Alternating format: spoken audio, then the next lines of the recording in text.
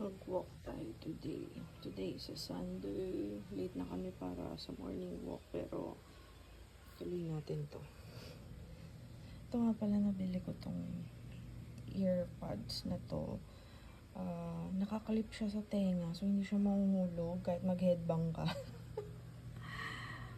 Tuntua ako dito kasi hindi talaga umuubra sa akin yung mga earpods na, yung normal lang.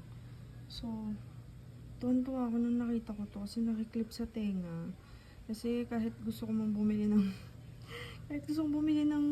AirPods ng Apple, hindi talaga uubra sa akin kasi nga nahuhulog talaga siya. Ang liit kasi ng tenga ko. Tapos, ewan ko ba, basta nahuhulog talaga. So, nung nakita ko to, let's go.